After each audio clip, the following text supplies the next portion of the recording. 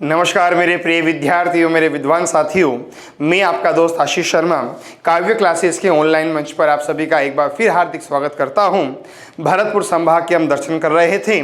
भरतपुर संभाग का परिचय कर लिया था हमने, भरतपुर जिले को हमने पढ़ लिया था और भरतपुर जिले को आपने जो समर्थन दिया, जो प्यार दिया, जो विश्वास दिया, उसके लिए आपका काव्य परिवार की ओर से बहुत बहुत बहुत धन्यवाद। आपका प्यार, आपका स्नेह, आपका समर्थन, आपका विश्वास इसी प्रकार काव्य क्लासेस के साथ बनाए रखें, ये मुझे आपसे उम्मीद है। दोस्तों, आज हम शुरू करते हैं भरतपुर संभाग का दूसरा जिला, जिसे हम सूर्योदय की नगरी कहते हैं। दोस्तों, उसे हम रेड डायमंड कहते हैं। दोस्तों, उसे हम राजस्थान का प्रवेश द्वार कहते हैं। अर्थात आज हम जिला धौलपुर की चर्चा कर रहे हैं। दोस्तों, धौलपुर जो लाल पत्थर के लिए प्रसिद्ध है, धौलपुर जो मचकुंड के लिए प्रसिद्ध है, धौलपुर जो वन विहार अभ्यारण्य के लिए प्रसिद्ध है, धौलपुर जो चंबल राष्ट्रीय अभ्यारण्य के लिए प्रसिद्ध है और ऐसी अनेक विशेषताएं हैं धौलपुर की, जिनको आज हम इतिहास के पन्नों से, भूगोल के पन्नों से, कला और संस्कृति के पन्नों से निकालकर आपके सामने प्रस्तुत कर रहे हैं। क्लियर दोस्तों, करते हैं शुरू जिला धौलपुर। दोस्तों, शुरू हो जाइए, कॉपी पेन लेकर बैठ जाइए और दोस्तों आज हम पढ़ रहे हैं जिला धौलपुर। धौलपुर दोस्तों जिसे कहा जाता है रेड डायमंड, राजस्थान में सूर्योदय की नगरी, राजस्थान का सबसे पूर्वी जिला। ठीक, और दोस्तों अब हम शुरू कर रहे हैं। ज़्यादा समय बर्बाद ना करें दोस्तों, समय बहुत अमूल्य होता है, इसलिए हम चर्चा कर रहे हैं धौलपुर की। अब सबसे पहले बात करते हैं जो धौलपुर है, इस धौलपुर का नामकरण किस आधार पर हुआ। हम सबसे पहले बात करते हैं कि जो धौलपुर है, इस धौलपुर का नामकरण किस आधार पर किया गया, इस बात पर चर्चा करते हैं। ठीक, अब दोस्तों धौलपुर के नामकरण के 2 या 3 सिद्धांत हैं जिन पर हम चर्चा करते हैं। ठीक दोस्तों, एक सिद्धांत है जो कहता है कि धौलपुर का नामकरण तोमर वंश के शासक, दोस्तों एक सिद्धांत कहता है कि धौलपुर का नामकरण तोमर वंश के शासक धवल देव के नाम पर किया गया। क्लियर दोस्तों, एक सिद्धांत कहता है कि धौलपुर का नामकरण, दोस्तों एक सिद्धांत कहता है कि धौलपुर का नामकरण तमर वंश के शासक धवल देव के नाम पर किया गया। पहली बात क्लियर एकदम। ठीक, कि धौलपुर का नामकरण किसके नाम पर किया गया, तो आप क्या बताओगे कि धौलपुर का नामकरण तमर वंश के शासक, धौलपुर का नामकरण तमर वंश के शासक या तोमर वंश के शासक धवल देव के नाम पर किया गया। ये तो साहब आपके पहला सिद्धांत हुआ, एकदम क्लियर, ये तो आपका पहला सिद्धांत हुआ। ठीक, अच्छा दोस्तों, जो दूसरा सिद्धांत है वो है कि जो धौलपुर है, इस धौलपुर का नामकरण जादौन के शासक, इस धौलपुर का नामकरण जादौन के शासक धवल राय के नाम पर किया गया। दोस्तों, जो दूसरा सिद्धांत है वो कहता है कि धौलपुर का नामकरण जादौन के शासक धवल राय के नाम पर किया गया। हो गए 2 सिद्धांत दोस्तों। ठीक, कि एक सिद्धांत तो कहता है कि धौलपुर का नामकरण तंवर अथवा तोमर वंश के शासक, तंवर अथवा तोमर वंश के शासक धवल राय के नाम पर किया गया। क्लियर, और एक कहता है कि साहब आपके जादौन के शासक धवल राय के नाम पर किया गया। हो गए 2 सिद्धांत दोस्तों। फिर बात आती है कि तीसरा सिद्धांत क्या कहता है, बात आती है कि तीसरा सिद्धांत क्या कहता है। दोस्तों, तीसरा सिद्धांत कहता है कि इस धौलपुर का नामकरण, दोस्तों इस धौलपुर का नामकरण सब आपके दोस्तों नाग वंशीय शासक, कौन सा शासक, नाग वंशीय शासक धोलिया जाट के नाम पर किया गया। एकदम क्लियर, नाग वंशीय शासक धोलिया जाट या धोलिया के नाम पर किया गया। एकदम क्लियर। अर्थात दोस्तों इस धौलपुर के नाम रखने के पीछे 3 सिद्धांत हैं। पहला सिद्धांत कहता है कि साहब आपके धौलपुर का जो नामकरण है वो किया गया था तोमर वंश के शासक या तंवर वंश के शासक धवल देव के नाम पर। एक सिद्धांत कहता है कि धौलपुर का नामकरण किया गया है जादौन के शासक धवल राय के नाम पर। एक सिद्धांत कहता है कि धौलपुर का नामकरण किया गया है नागवंशीय शासक धौलिया जाट के नाम पर। ठीक, अब बात आती है कि इन तीनों में से प्रामाणिक सिद्धांत कौन सा माना जाता है। बात आती है कि इन तीनों में से प्रामाणिक सिद्धांत कौन सा माना जाता है।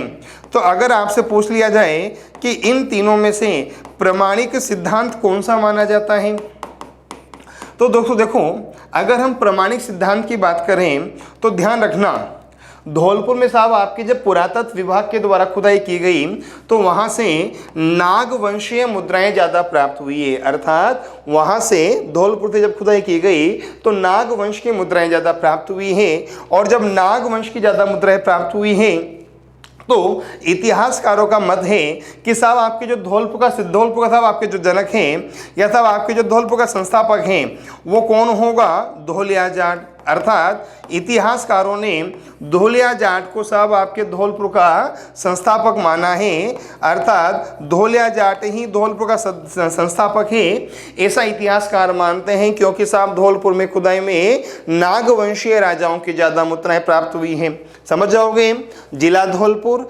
नामकरण किया गया तोमर वंश के शासक या तंवर वंश के शासक धवलदेव के नाम पर, जादौन के शासक धवल राय के नाम पर, या नागवंशीय शासक धौलिया जाट के नाम पर। अब फिर बात आती है कि इन तीनों में से प्रामाणिक किसको माना जाता है, तो धौलिया जाट का जो सिद्धांत है इसे ज्यादा प्रामाणिक माना जाता है। ठीक, पहली बात।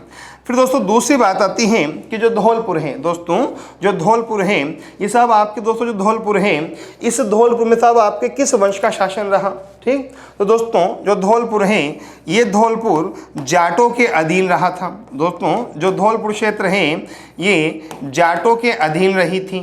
समझ जाओगे दोस्तों, जो धौलपुर है ये किसके अधीन रही थी, जाटों के अधीन रही थी। और पहले धौलपुर साहब आपके भरतपुर रियासत में आती थी। दोस्तों जो धौलपुर है ये साहब आपके पहले कहाँ आती थी, भरतपुर रियासत में आती थी। फिर बात आती है कि अगर धौलपुर जाटों के अधीन थी तो यहाँ जाटों की कौन सी शाखा ने शासन किया। तो दोस्तों ध्यान रखना, अगर यहाँ जाट शासक हुए तो साहब पूछा जाएगा कि यहाँ साहब आपके जो जाट शासक हुए वो साहब आपके किस वंश के हुए। तो दोस्तों यहाँ के साहब आपके जो जाट शासक है ना उन्हें माना जाता है शिवी वंशीय।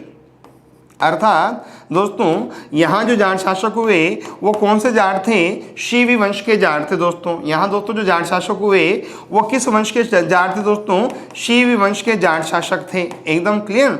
और पूछा जाए कि किस गोत्र के जाटों ने यहाँ शासन किया, तो आप क्या बताओगे, यहाँ बमरोलिया जाटों का शासन था। एकदम क्लियर, यहाँ बमरोलिया गोत्र के जाटों का शासन था मेरे विद्वान साथियों। समझ गए अच्छी तरह। धौलपुर किसके अधीन रहा, जाटों के अधीन रहा।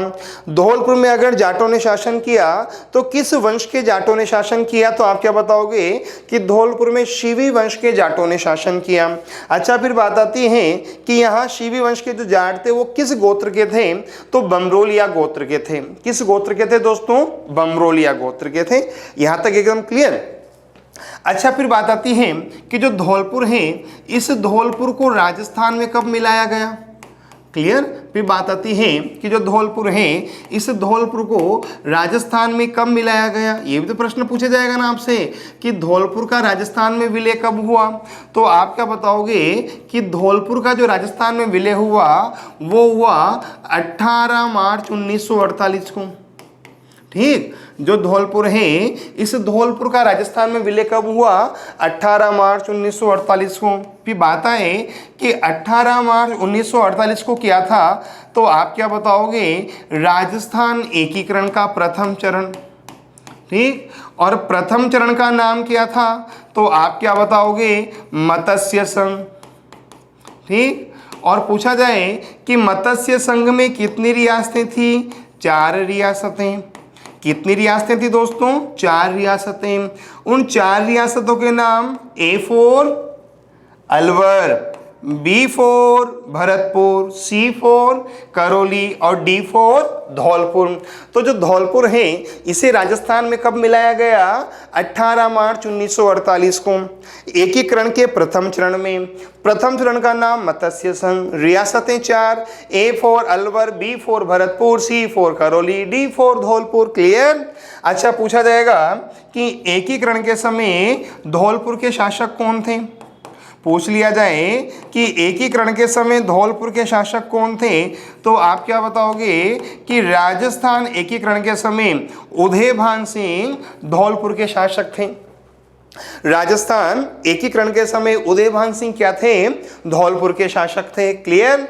एक बार फिर समझना, स्क्रीनशॉट आप ले लेना, कोई बात हो तो आप मुझसे कमेंट बॉक्स में पूछ लेना।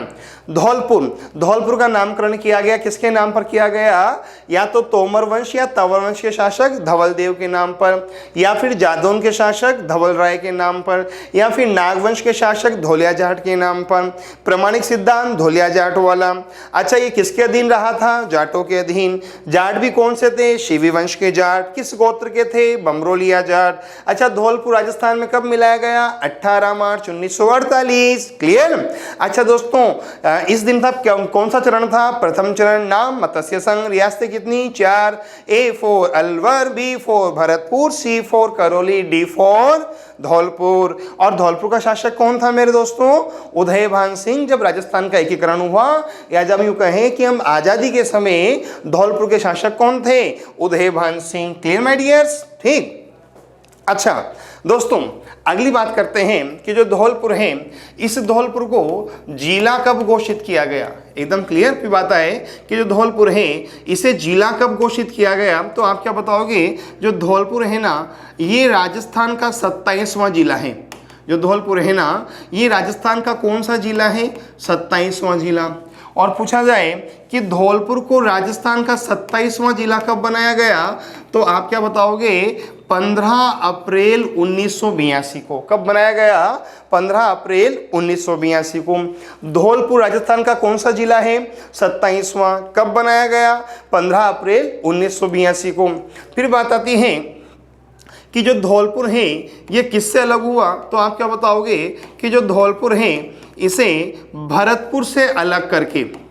क्लियर? जो धौलपुर है इसे भरतपुर से अलग करके राजस्थान का 27वां जिला बनाया गया था। एकदम क्लियर? जो धौलपुर है इसे भरतपुर से अलग करके राजस्थान का 27वां जिला बनाया गया था। ठीक। अच्छा देखो साहब, समझना दोस्तों, समझना, एक बात बता रहा हूं, ये राजस्थान का एकीकरण। क्लियर? ये राजस्थान का एकीकरण। ठीक। अच्छा दोस्तों, जो एकीकरण है ये कब समाप्त हुआ था? दोस्तों, जो एकीकरण है ये कब समाप्त हुआ था, तो आप क्या बताओगे कि जो राजस्थान का एकीकरण है ये समाप्त हुआ था 1 नवंबर 1956 को। जो राजस्थान का एकीकरण है ये कब समाप्त हुआ था? 1 नवंबर 1956 को। ठीक। और पूछा जाए कि 1 नवंबर 1956 को राजस्थान में कितने जिले थे? 1 नवंबर 1956 को जब राजस्थान का एकीकरण समाप्त हुआ तो उस समय कितने जिले थे? 26। ठीक। और पूछा जाए कि वर्तमान में कितने जिले हैं? 33। वर्तमान में कितने जिले हैं? 33। फिर बात आती है कि वो 33 जिले कैसे बने? वो 33 जिले कैसे बने? देखना दोस्तों, ये राजस्थान का 26वां जिला। दोस्तों, ये तो है राजस्थान का 26वां जिला। और पूछा जाए कि राजस्थान का 26वां जिला कौन सा है? अजमेर। ठीक। अच्छा, पूछा जाएगा कब बनाया गया, तो आप क्या बताओगे? 1 नवंबर 1956 को बनाया गया। ठीक। अच्छा, पूछा जाएगा किससे अलग किया गया, तो आप क्या बताओगे? जयपुर से अलग किया गया। किससे अलग किया गया? जयपुर से अलग किया गया। अच्छा, फिर पूछा जाएगा कि राजस्थान का 27वां जिला कौन सा है? राजस्थान का 27वां जिला कौन सा है, तो आप क्या बताओगे? धौलपुर। पूछ लिया जाए कि राजस्थान का 27वां जिला कौन सा है, तो आप क्या बताओगे? धौलपुर। ठीक। अच्छा, पूछा जाए कब बनाया गया, तो आप क्या बताओगे? 15 अप्रैल 1982 को बनाया गया। अच्छा, किससे अलग हुआ, तो आप क्या बताओगे? भरतपुर से अलग हुआ। किससे अलग हुआ दोस्तों? भरतपुर से अलग हुआ। अच्छा, फिर पूछ लिया जाए कि राजस्थान का 28वां जिला कौन सा है? पूछा जाए कि राजस्थान का 28वां जिला कौन सा है? राजस्थान का 29वां जिला कौन सा है? राजस्थान का 29वां जिला कौन सा है? और राजस्थान का 30वां जिला कौन सा है? क्लियर? तो दोस्तों आप क्या बताओगे? 28वां जिला तो कौन सा है? 12। ठीक। अच्छा, 29वां कौन सा है? तो आप क्या बताओगे? दौसा। ठीक। और 30वां कौन सा है? तो आप क्या बताओगे? राजसमंद। ठीक। अच्छा, कब बने तीनों? तो आप क्या बताओगे? 10 अप्रैल 1991 को। कब बने? 10 अप्रैल 1991 को। ठीक। फिर बात आती है कि 12 किससे अलग हुआ? तो आप क्या बताओगे? 12 कोटा से अलग हुआ। अच्छा, दौसा किससे अलग हुआ? तो आप क्या बताओगे कि जो दौसा है ये जयपुर से अलग हुआ। ठीक। अच्छा, राजसमंद किससे अलग हुआ? तो आप क्या बताओगे कि राजसमंद उदयपुर से अलग हुआ। समझ जाओगे ना दोस्तों? ठीक। अच्छा, फिर बात आती है कि राजस्थान का 31वां जिला कौन सा है? बात आए, पूछ लिया जाए आपसे कि राजस्थान का 31वां जिला कौन सा है, तो आप क्या बताओगे कि राजस्थान का 31वां जिला है हनुमानगढ़। ठीक। और दोस्तों हनुमानगढ़ का नाम था पहले भटनेर। क्या नाम था? भटनेर। और इस भटनेर का नाम जो हनुमानगढ़ रखा वो रखा था बीकानेर के शासक सूरज सिंह ने। समझ जाओगे ना? इस हनुमानगढ़ का नाम दोस्तों, ये जो भटनेर है, इस भटनेर का नाम जो हनुमानगढ़ रखा वो किसने रखा था? सूरज सिंह ने। और दोस्तों सूरज सिंह कहाँ के शासक थे? बीकानेर के। कहाँ के शासक थे? बीकानेर के। तो बीकानेर के सूरज सिंह ने मंगलवार के दिन, समझ ना, बीकानेर के सूरज सिंह ने मंगलवार के दिन भटनेर के भाटियों को पराजित करके भटनेर पर अधिकार किया था 1805 में। कब अधिकार किया था? 1805 में। एकदम क्लियर दोस्तों, कब अधिकार किया था? 1805 में। ठीक। और फिर भटनेर का नाम मंगलवार के दिन मतलब हनुमान जी के नाम पर क्या रख दिया? हनुमानगढ़। ठीक। और पूछा जाए कि जो हनुमानगढ़ जिला है इसका निर्माण कब कराया गया? तो आप क्या बताओगे? 12 जुलाई 1994। कब कराया गया? 12 जुलाई 1994। पूछ लिया जाए कि हनुमानगढ़ कौन सा जिला है, तो आप क्या बताओगे? अच्छा, हनुमानगढ़ था आपके किससे अलग हुआ? गंगानगर से। किससे अलग हुआ? गंगानगर से। समझ गए? और 33वां जिला प्रतापगढ़। और प्रतापगढ़ पर दोस्तों हम बहुत अच्छी चर्चा कर चुके थे। समझ जाओगे? तो दोस्तों मैंने आप, अच्छा दोस्तों 31वां जिला हो गया। ठीक। फिर बात आती है कि राजस्थान का 32वां जिला कौन सा है? पूछा जाए कि राजस्थान का 32वां जिला कौन सा है, तो आप सब जानते होंगे कि जो राजस्थान का 32वां जिला है वो कौन सा है? करौली। कौन सा है रे भैया? करौली। अच्छा, कब बनाया गया? 19 जुलाई 1997 को। कब बनाया गया दोस्तों? 19 जुलाई 1997 को। अच्छा, पूछा जाए किससे अलग हुआ, तो आप क्या बताओगे? सवाई माधोपुर से। क्लियर दोस्तों? किससे अलग हुआ? सवाई माधोपुर से अलग हुआ। समझ जाओगे अच्छी तरह। ठीक। और राजस्थान का 33वां जिला हम पढ़ चुके हैं दोस्तों। पूछ लिया जाए कि राजस्थान का 33वां जिला कौन सा है, तो आप क्या बताओगे कि राजस्थान का जो 33वां जिला है वो है प्रतापगढ़। कौन सा है? प्रतापगढ़। और प्रतापगढ़ को जिला घोषित किया गया था कब? 26 जनवरी 2008 को। एकदम क्लियर। और इसने जिले के रूप में कार्य कब प्रारंभ किया था? 1 अप्रैल 2008 को। क्लियर। घोषणा हुई 26 जनवरी 2008। जिले के रूप में कार्य का आरंभ किया 1 अप्रैल 2008 को। समझ जाओगे किससे अलग हुआ था? आप जानते हो अच्छी तरह। क्लियर। पूछा जाए किससे अलग हुआ, तो ये था आपके प्रतापगढ़ उदयपुर से अलग हुआ। ठीक। प्रतापगढ़ था आपके चित्तौड़ से अलग हुआ। ठीक। और प्रतापगढ़ बांसवाड़ा से अलग हुआ। और हम प्रतापगढ़ जिले में इस बात को अच्छी तरह पढ़ चुके हैं। समझ गए अच्छी तरह? यहां तक कोई डाउट? एक बार फिर से मन दोस्तों मैं बता क्या रहा हूं। धौलपुर राजस्थान का कौन सा जिला है? 27वां जिला।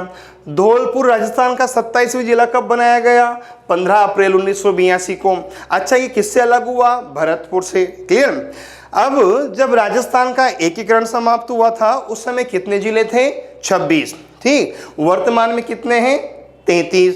तो 27, 26, 27, 28, 29, 30, 31, 32, 33 ये जिले कैसे बने ये मैंने आपको बताया है। आपको याद रखना है, कभी कभी दोस्तों ऐसे प्रश्न पूछ लिए जाते हैं। एकदम क्लियर दोस्तों। चलो आगे अगली बात। अब दोस्तों हम अगली बात करते हैं। ठीक, अब समझना यहां तक एकदम क्लियर। अच्छा दोस्तों, फिर बात आती है कि जो धौलपुर है, फिर दोस्तों बात आती है कि जो धौलपुर है, इस धौलपुर की जनसंख्या कितनी है।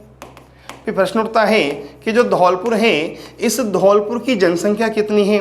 तो आप क्या बताओगे कि वर्ष 2011 के अनुसार, वर्ष 2011 के अनुसार धौलपुर की जनसंख्या है 12,06,516।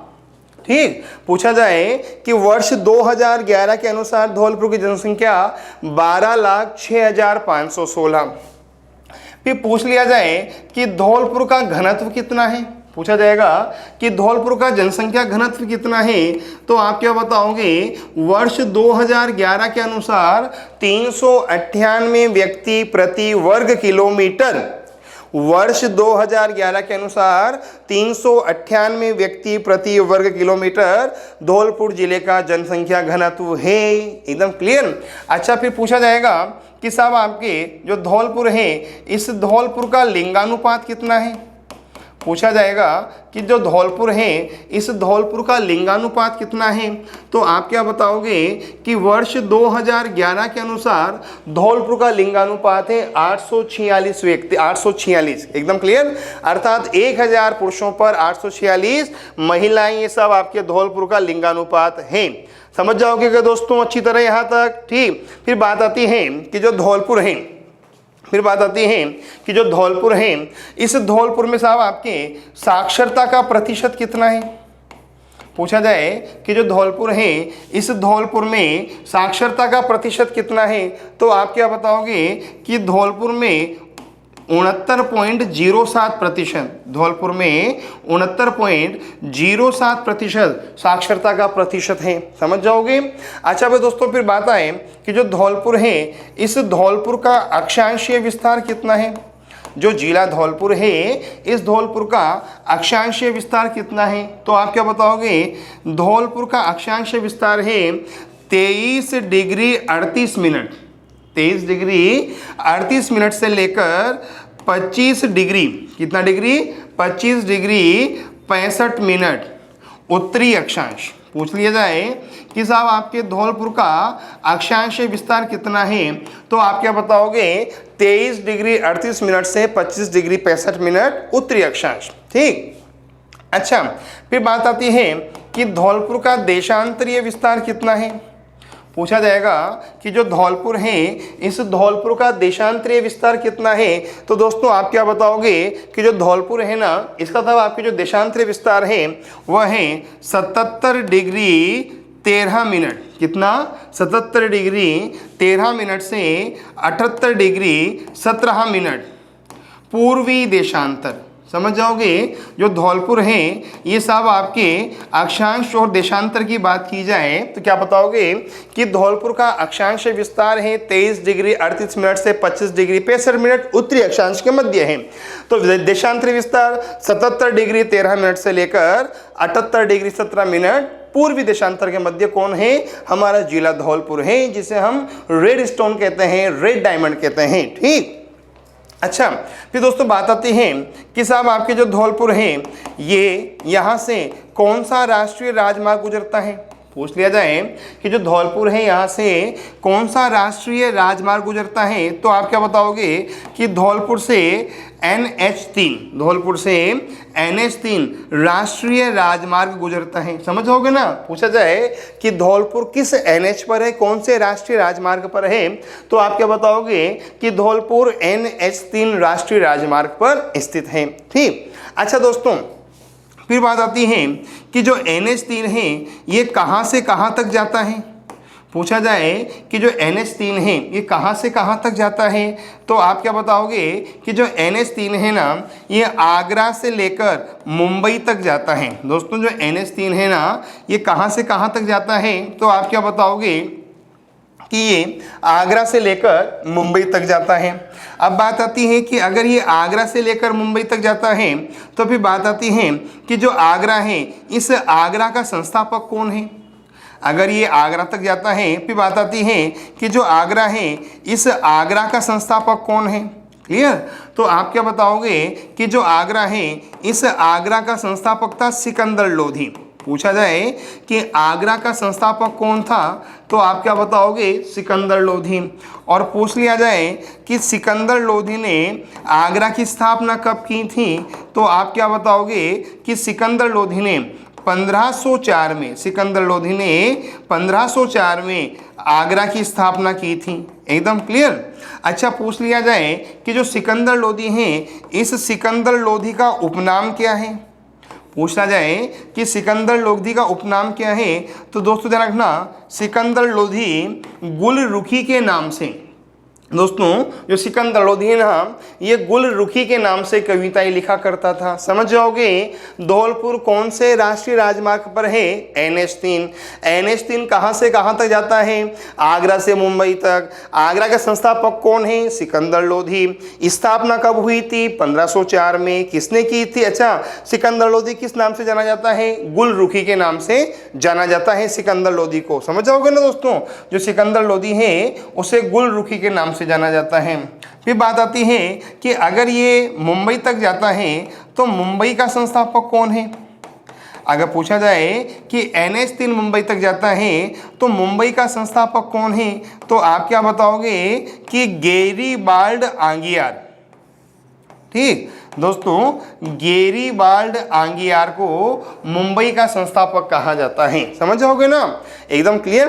अच्छा दोस्तों, अब बात आती है NH3 की। अगर NH3 आगरा से लेकर मुंबई तक जाता है तो प्रश्न बनता है कि NH3 की लंबाई कितनी है, NH3 की लंबाई कितनी है। तो दोस्तों नवीनतम आंकड़ों के अनुसार इसकी जो लंबाई है वो है 1161 किलोमीटर।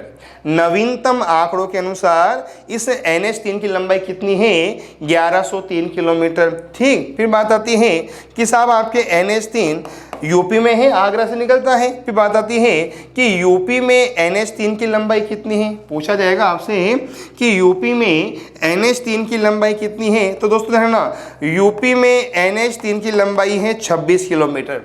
कितनी है, 26 किलोमीटर। ठीक। फिर दोस्तों ये राजस्थान में भी आता है और धौलपुर से निकलता है। ठीक। फिर बात आती है कि धौलपुर में इसकी लंबाई कितनी है तो दोस्तों ध्यान रखना, पहले धौलपुर में इसकी लंबाई थी 28 किलोमीटर। पहले तो धौलपुर में NH3 की लंबाई कितनी थी, 28 किलोमीटर। लेकिन नवीनतम जो आंकड़े हैं दोस्तों वो कहते हैं कि अब धौलपुर में इसकी जो लंबाई है वो कितनी है, 32 किलोमीटर। समझा ना। पहले तब आपकी कितनी लंबाई थी, 28 किलोमीटर।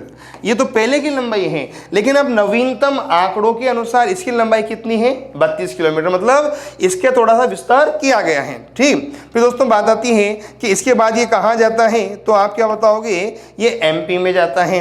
और पूछा जाए कि MP में इसकी लंबाई कितनी है तो आप क्या बताओगे, 712 किलोमीटर। कितनी है, 712 किलोमीटर। और दोस्तों उसके बाद दोस्तों अभी कहाँ चला जाता है, महाराष्ट्र में। कहाँ चला जाता है, महाराष्ट्र में। दोस्तों में MH मतलब महाराष्ट्र में चला जाता है।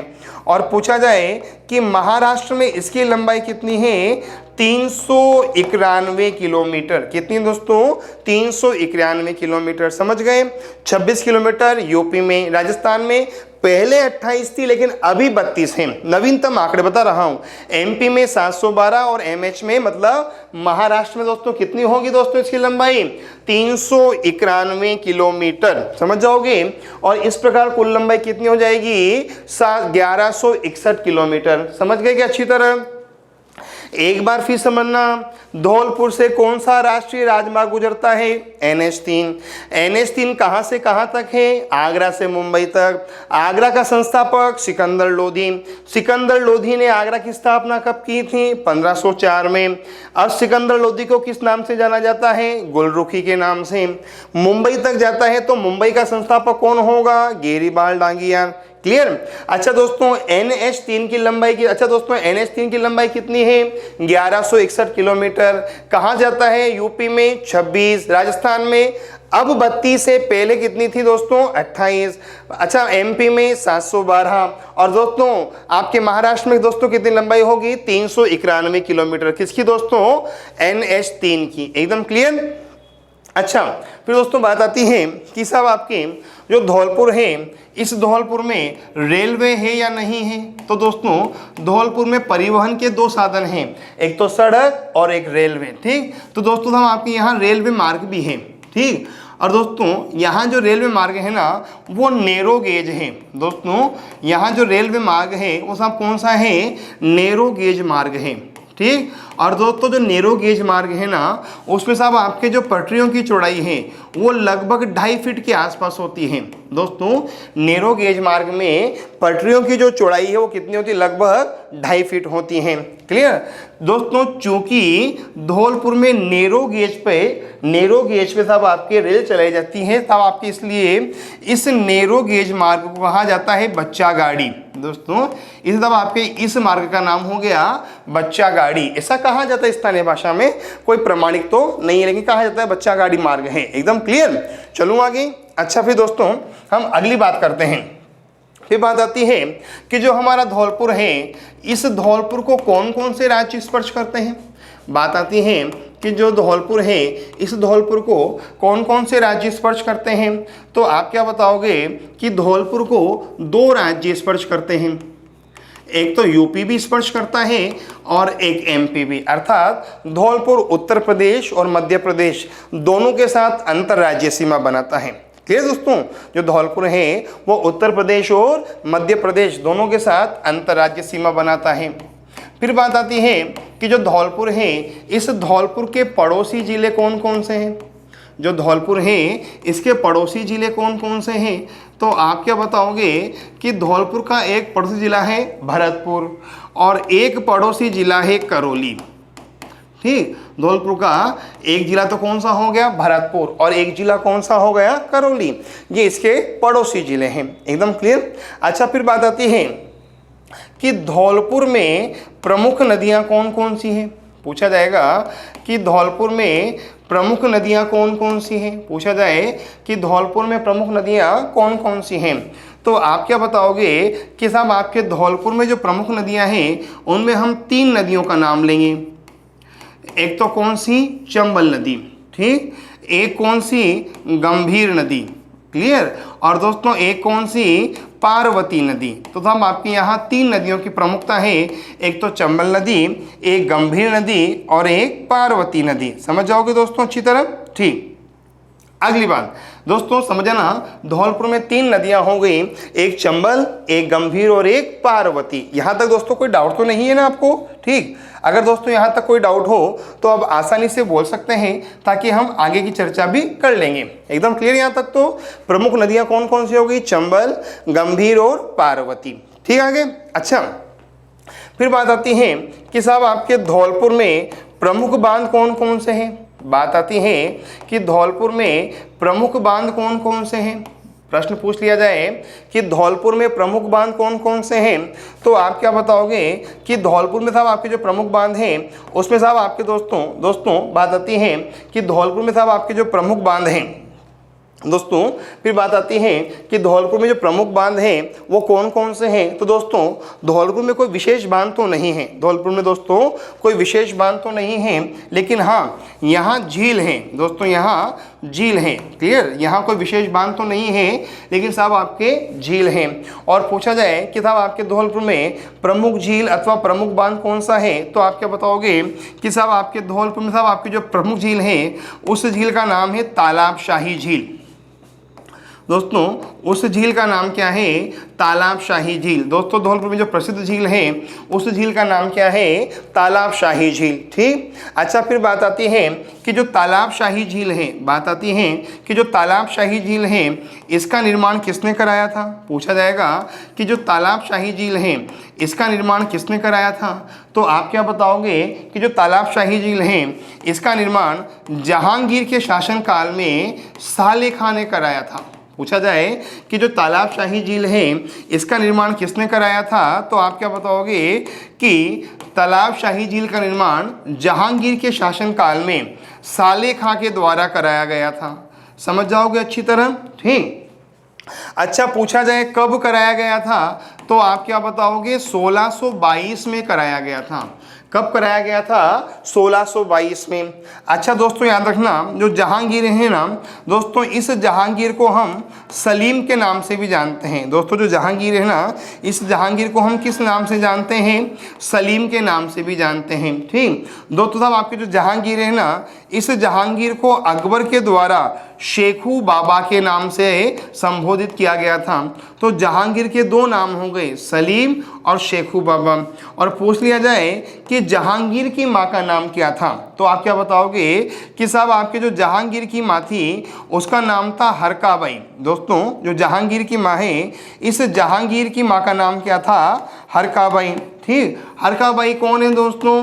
भारमल की बेटी, याद है ना दोस्तों, ठीक। और दोस्तों जहांगीर के द्वारा अपनी माता हरकाबाई को नाम दिया गया था मरियम उज्जमानी। जहांगीर के द्वारा अपनी माता हरकाबाई को नाम दिया गया था मरियम उज्जमानी। और पूछा जाए कि मरियम उज्जमानी का मतलब क्या होता है, तो आप क्या बताओगे कि मरियम उज्जमानी का मतलब होता है श्रेष्ठ माता।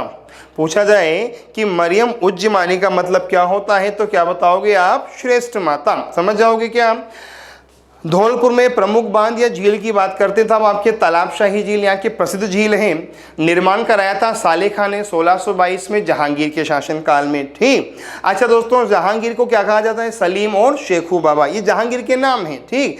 जहांगीर की माँ का नाम हरकाबाई और सलीम हरकाबाई को कहा करता था मरियम उज्जमानी। मरियम उज्जमानी का मतलब होता है श्रेष्ठ माता। एकदम क्लियर, चलो आगे।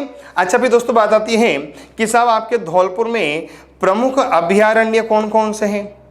दोस्तों प्रश्न उठता है कि धौलपुर में प्रमुख अभयारण्य कौन कौन से हैं, ठीक।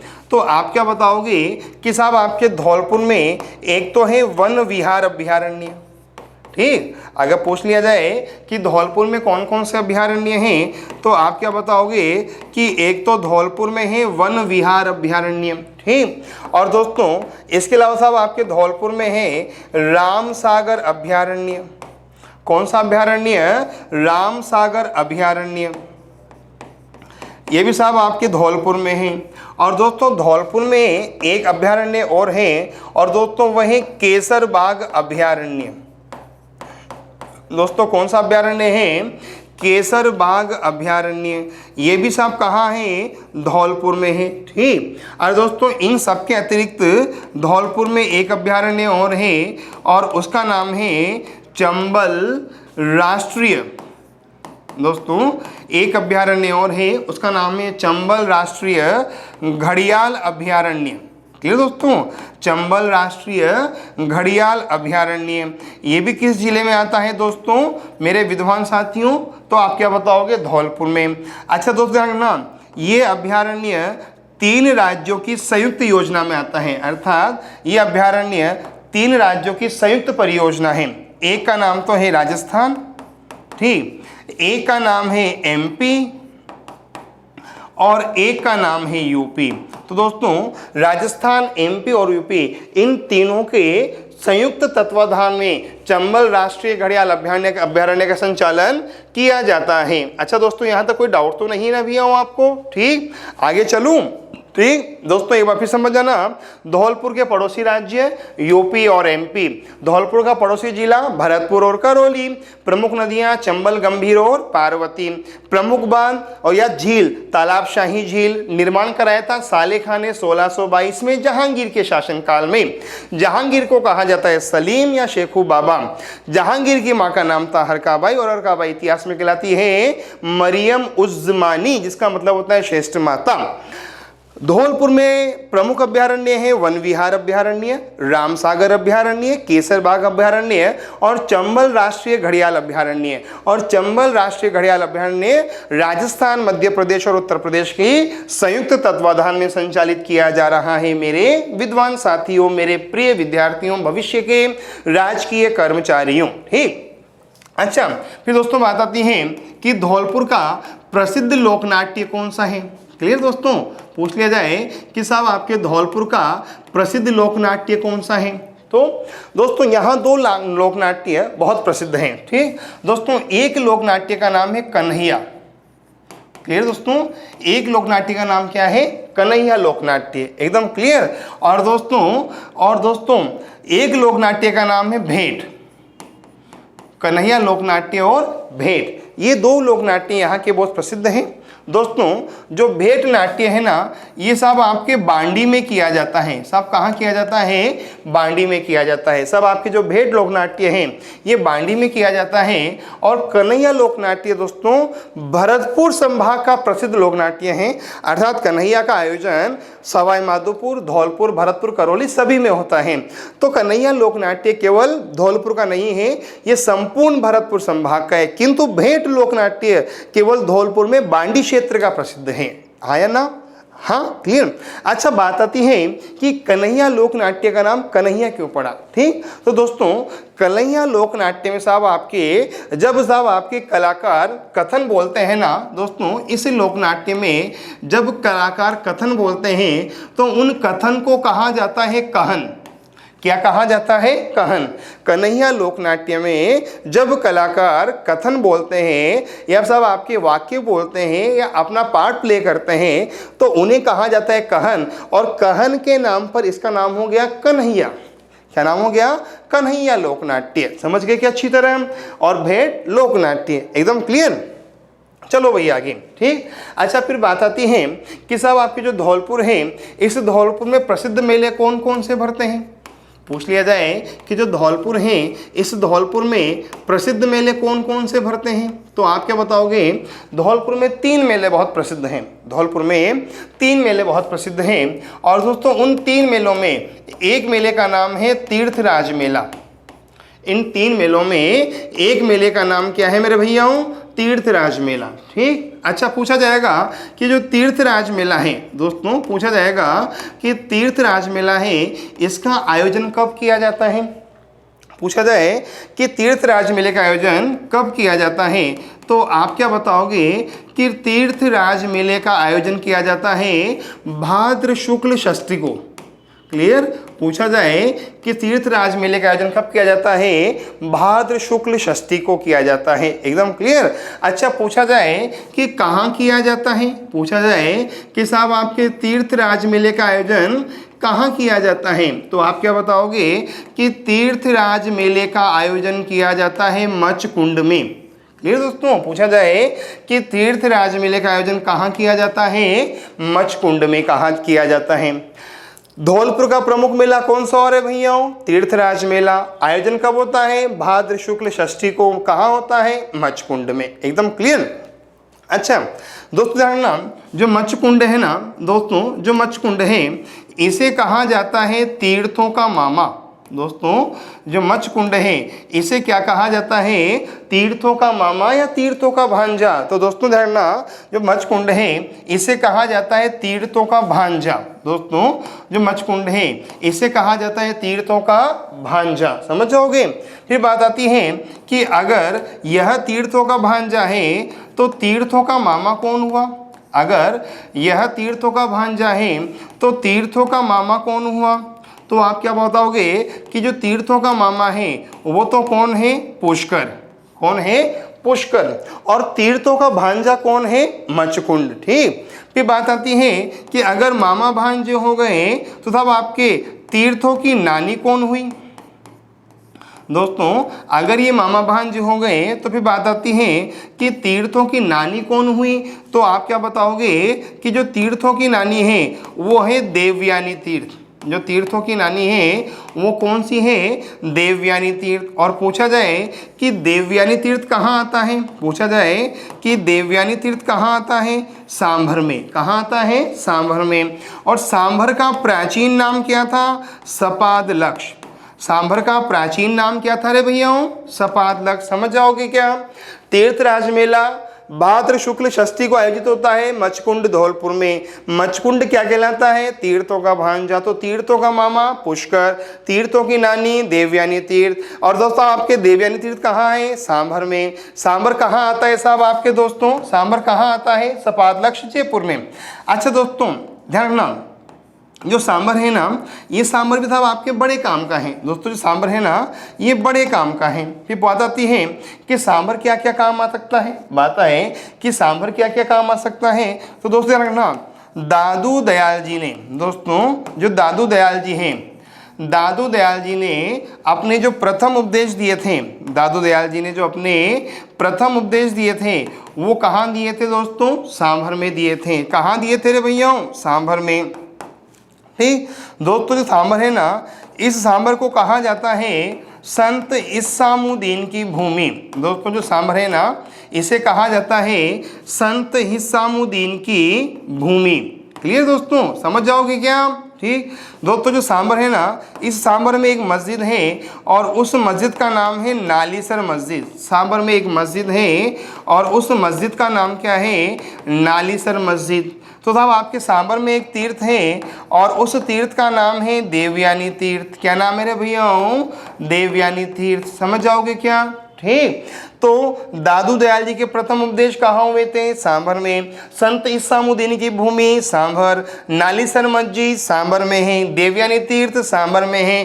देवयानी तीर्थ क्या कहलाएगा? तीर्थों की नानी, तो तीर्थों का मामा पुष्कर, तीर्थों का भांजा मचकुंड धौलपुर। और दोस्तों ये भी ध्यान रखना कि जोधा और अकबर का विवाह, दोस्तों जोधा और अकबर का जो विवाह है दोस्तों वो भी कहाँ हुआ था? सांभर में। समझ जाओगे, जोधा अकबर का विवाह वो भी कहाँ हुआ था? सांभर में। और पूछा जाए कब हुआ था तो आप क्या बताओगे?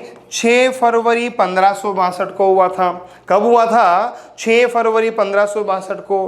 Clear my dear? और दोस्तों ये भी ध्यान रखना, क्लियर दोस्तों, ये भी ध्यान रखना कि राजस्थान में चौहान वंश की स्थापना, राजस्थान में चौहान वंश की जो स्थापना है दोस्तों ये भी कहाँ हुई थी? सांभर में। ठीक, और चौहान वंश का संस्थापक कौन है? आप सब जानते हैं ना, वासुदेव चौहान।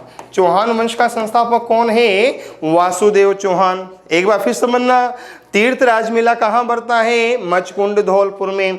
आयोजन कब होता है? भाद्र शुक्ल षष्ठी को। ठीक, मचकुंड क्या कहलाता है? तीर्थों का भांजा, तो तीर्थों का मामा पुष्कर, तीर्थों की नानी देवयानी तीर्थ। अच्छा देवयानी तीर्थ कहाँ है? सांभर में। सांभर का नाम सपादलक्ष्य। ठीक, दादू दयाल जी के प्रथम उपदेश सांभर, संत इस्सामुद्दीन की भूमि सांभर, नालीसर मस्जिद सांभर, देवयानी तीर्थ सांभर, जोधा अकबर का विवाह सांभर में, चौहान वंश की स्थापना सांभर में किसने की थी? वासुदेव चौहान ने की थी मेरे प्रिय विद्यार्थियों। ठीक, अगली बार फिर बात आती है कि साहब आपके धौलपुर में और कौन सा मेला भरता है। बात आती है कि साहब धौलपुर में और कौन सा मेला भरता है। तो आप क्या बताओगे कि साहब आपके धौलपुर में बाबू महाराज का मेला भरता है। दोस्तों जो धौलपुर है, इस धौलपुर में साहब आपके और किसका मेला भरता है? तो आप क्या बताओगे कि साहब आपके धौलपुर में बाबू महाराज का मेला भी भरता है। एकदम क्लियर। और पूछा जाए कि बाबू महाराज का जो मेला है ना, ये कहाँ भरता है? पूछा जाएगा कि बाबू महाराज का मेला कहाँ भरता है, तो आप क्या बताओगे कि बाबू महाराज का मेला भरता है बांडी धौलपुर में। पूछा जाए कि बाबू महाराज का मेला कहाँ भरता है? बांडी धौलपुर में भरता है। ठीक, अच्छा पूछा जाए कि जो बाबू महाराज का मेला है ये कब भरता है? पूछा जाए कि इसका आयोजन कब किया जाता है, तो आप क्या बताओगे कि बाबू महाराज के मेले का आयोजन किया जाता है भाद्र शुक्ल एकादशी को। पूछा जाए कि आयोजन कब किया जाता है? भाद्र शुक्ल एकादशी को। ठीक, हो गए 2 मेले। और दोस्तों इसके अलावा मतलब आपके धौलपुर में एक मेला और भरता है और उस मेले का नाम है सेपऊ मेला। एकदम क्लियर दोस्तों, यहाँ एक मेला और भरता है और दोस्तों मेले का नाम है सेपऊ मेला। एकदम क्लियर साहब, आपके यहाँ एक मेला और भरता है सेपऊ मेला। और पूछा जाए कि सेपऊ मेले का आयोजन कब किया जाता है, तो आप क्या बताओगे? फाल्गुन। पूछा जाएगा कि साहब सेपों मेले का आयोजन कब किया जाता है, तो आप क्या बताओगे कि साहब आपके जो सेपों मेला है इसका आयोजन होता है फाल्गुन माह की 14 से। दोस्तों फाल्गुन माह की 14 से। क्लियर। पूछा जाए कि साहब आपके सेपों मेलों का आयोजन कब होता है, तो आप क्या बताओगे फाल्गुन माह की चतुर्दशी से श्रावण मास की, फाल्गुन माह की चतुर्दशी से श्रावण मास की चतुर्दशी तक आपके सेपऊ मेले का आयोजन किया जाता है। समझ जाओगे ना मेरे भैयाओं। अरे हाँ तो भरो। ठीक, चलो आगे दोस्तों। ठीक, ये लो भाई, हो गए 3 मेले। एक बार फिर रिवाइज कर लो अच्छी तरह। एक मेला तो कौन सा हो गया, तीर्थराज मेला। आयोजन कब होता है, भाद्र शुक्ल षष्ठी को। कहाँ, मचकुंड में। मचकुंड क्या कहलाता है, तीर्थों का भांजा। तो तीर्थों का मामा पुष्कर, तीर्थों की नानी देवयानी तीर्थ, सांभर। अच्छा, देवयानी तीर्थ कहाँ है, सांभर में। सांभर कहाँ है, सपादलक्ष या सांभर दादू दयाल जी का प्रथम उपदेश के लिए प्रसिद्ध है। संत इसामुद्दीन की भूमि के लिए प्रसिद्ध है। नालीसर मस्जिद के लिए प्रसिद्ध है। देवयानी तीर्थ के लिए प्रसिद्ध है। यहाँ चौहान वंश की स्थापना की थी वासुदेव चौहान ने। और जोधा अकबर का विवाह भी कहाँ हुआ था, सांभर में। कब हुआ था, 6 फरवरी 1562 को। क्लियर। अगली बात, बाबू महाराज का मेला कहाँ भरता है, बांडी धौलपुर में। भाद्र शुक्ल एकादशी को भरता है। सेपऊ मेला भरता है फाल्गुन माह की चतुर्दशी से श्रावण माह की चतुर्दशी तक। क्लियर। यहां तक कोई डाउट है दोस्तों, नहीं है ना भैया। चलो आगे। ठीक, अच्छा दोस्तों, फिर बात आती है कि जो धौलपुर है, इस धौलपुर का प्रमुख खनिज कौन सा है। बात आती है कि जो धौलपुर है, इस धौलपुर का प्रमुख खनिज कौन सा है। पूछ लिया जाए कि धौलपुर का प्रमुख खनिज कौन सा है, तो आप क्या बताओगे कि जो धौलपुर का प्रमुख खनिज है ना, उसका नाम है लाल पत्थर। एकदम क्लियर है दोस्तों। यहाँ का जो प्रमुख खनिज है उसका नाम क्या है, लाल पत्थर। सर्वाधिक मात्रा में और सर्वाधिक उत्तम श्रेणी का जो लाल पत्थर है वो कहाँ निकाला जाता है, धौलपुर में। एकदम क्लियर। और दोस्तों इस लाल पत्थर के नाम पर ही, दोस्तों इस लाल पत्थर के नाम पर ही जो धौलपुर है ना, उस धौलपुर का नाम हो गया रेड डायमंड सिटी। एकदम क्लियर दोस्तों। अर्थात इस लाल पत्थर के नाम पर ही धौलपुर को कहा जाता है रेड डायमंड सिटी। समझ जाओगे। तो सर्वाधिक संख्या में और सर्वाधिक मात्रा में और सर्वाधिक उत्तम श्रेणी का लाल पत्थर कहाँ निकाला जाता है, धौलपुर में। और इसी कारण धौलपुर का नाम क्या हो गया, रेड डायमंड सिटी। अच्छा दोस्तों देखना, दोस्तों जो धौलपुर का लाल पत्थर है ना, दोस्तों इस धौलपुर के लाल पत्थर से आगरा का लाल किला बनाया गया। एकदम क्लियर दोस्तों ये धौलपुर का लाल पत्थर है, सब आपके इससे किसका निर्माण किया गया, आगरा का लाल किला बनाया गया। क्लियर दोस्तों।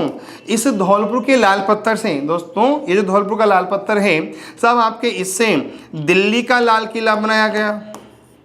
दोस्तों जो धौलपुर का लाल पत्थर है, सब आपके इससे क्या बनाया गया, दिल्ली का लाल किला बनाया गया। ठीक। और दोस्तों एक तो बनाया गया आगरा का लाल किला, एक बनाया गया साहब आपके दिल्ली का लाल किला। और दोस्तों इसी धौलपुर के लाल पत्थर से एक स्मारक और बनाया गया था जिसका नाम था फतेहपुर सीकरी। एकदम क्लियर दोस्तों। इस धौलपुर के लाल पत्थर से एक स्मारक और बनाया गया था और उसका नाम क्या था, फतेहपुर सीकरी। क्लियर। फिर बात आती है कि जो आगरा का लाल किला है, दोस्तों जो आगरा का लाल किला है इसका वास्तुकार कौन है। देखो निर्माता आप जानते थे, मैं नहीं बता रहा हूँ, मैं केवल वास्तुकार बता रहा हूँ। पूछा जाए कि जो आगरा का लाल किला है इसका वास्तुकार कौन है, तो आप क्या बताओगे कि आगरा का जो लाल किला है इसका वास्तुकार है कासिम खां। कौन है, कासिम खां। फिर बात आती है कि जो दिल्ली का लाल किला है शाहजहां ने बनाया था, ध्यान रखना दोस्तों। ठीक दोस्तों, जो दिल्ली का लाल किला है और पूछा जाए कि दिल्ली के लाल किले का वास्तुकार कौन है, तो आप क्या बताओगे, उस्ताद हमीद अहमद। पूछा जाए कि दिल्ली के लाल किले का वास्तुकार कौन है, तो आप क्या बताओगे, उस्ताद हमीद अहमद, ये इसका वास्तुकार है। ठीक। और पूछा जाए कि साहब आपके जो फतेहपुर सीकरी है, पूछा जाए कि जो फतेहपुर सीकरी है, इस फतेहपुर सीकरी का वास्तुकार कौन है। पूछ लिया जाए कि इस फतेहपुर सीकरी का वास्तुकार कौन है, तो आप क्या बताओगे कि साहब आपके फतेहपुर सीकरी का जो वास्तुकार है उसका नाम है बहाउद्दीन। क्या नाम है? बहाउद्दीन। समझ जाओगे। लाल पत्थर का उत्पादन कहाँ किया जाता है? धौलपुर में किया जाता है। धौलपुर का नाम क्या हो गया? Red diamond city. आगरा का लाल किला किसने बनाया था? दोस्तों अकबर ने बनाना आरंभ किया था, शाहजहां ने पूरा किया था। और साहब आपके लाल किले का वास्तुकार था कासिम खां। दिल्ली का लाल किला साहब आपके किसने बनाया था? उस्ताद अमीद अहमद ने वास्तुकार था। और फतेहपुर सीकरी का वास्तुकार कौन था? बहाउद्दीन। और मैंने बताया था ना कि इस फतेहपुर सीकरी को विंसेंट स्मिथ ने क्या कहा था? पत्थर में ढाला गया रोमांस। आगे ना याद? ये वही फतेहपुर सीकरी था आपके जिसे अकबर ने, दोस्तों जिसे विंसेंट स्मिथ ने क्या कहा था? पत्थर में ढाला गया रोमांस। क्लियर? चलो आगे दोस्तों, अगली बात लो भाई। ठीक, फिर बात आती है, अगर हम धौलपुर में उद्योग की बात करें कि साहब आपके धौलपुर में प्रमुख उद्योग कौन सा है? अगर हम धौलपुर में प्रमुख उद्योग की बात करें कि साहब आपके यहाँ प्रमुख उद्योग कौन सा है, तो आप क्या बताओगे कि धौलपुर में साहब आपके जो प्रमुख उद्योग है ना, वो है साहब आपके कांच उद्योग। ठीक, अगर पूछ लिया जाए कि धौलपुर में प्रमुख उद्योग कौन सा है, तो आप क्या बताओगे कि साहब धौलपुर में कांच उद्योग प्रमुख उद्योग है। कौन सा उद्योग है? कांच उद्योग प्रमुख उद्योग है। ठीक दोस्तों, यहाँ साहब आपके जो कांच उद्योग है ना, साहब आपके वहाँ साहब आपके यहाँ एक फैक्ट्री है, और दोस्तों उसका नाम है दी हाईटेक। दोस्तों यहाँ साहब आपके एक कांच फैक्ट्री है जहाँ साहब आपके कांच का निर्माण किया जाता है, और दोस्तों उस फैक्ट्री का नाम है दी हाईटेक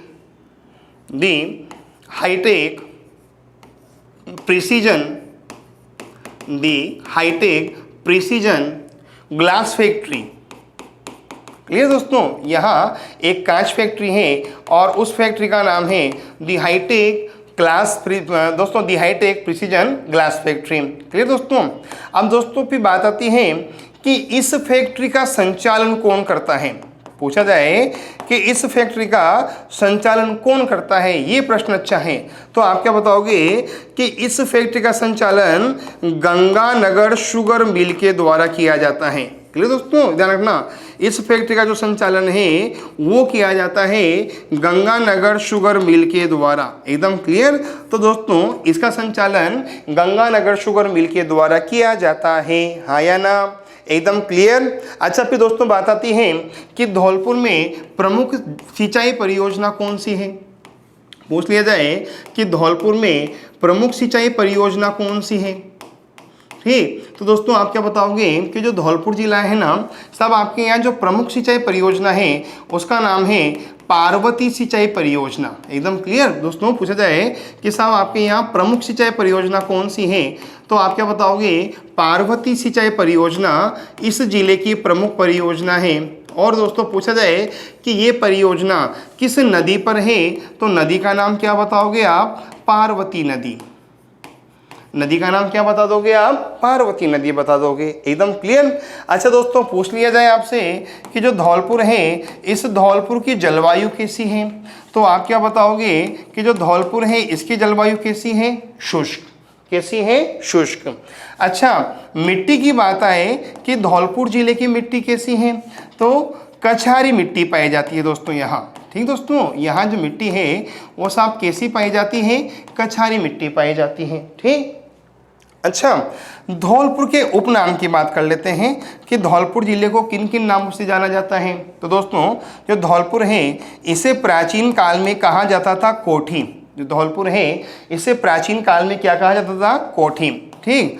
अच्छा दोस्तों इसका दोस्तों इस धौलपुर का एक नाम है डांग क्षेत्र। दोस्तों जो धौलपुर है इसका एक नाम क्या है? डांग क्षेत्र। फिर बात आती है कि धौलपुर का तीसरा नाम क्या है, तो आप क्या बताओगे कि साहब धौलपुर का तीसरा नाम है सूर्योदय की नगरी। अर्थात राजस्थान में साहब आपके सबसे पहले सूर्य कहाँ उगता है? धौलपुर में।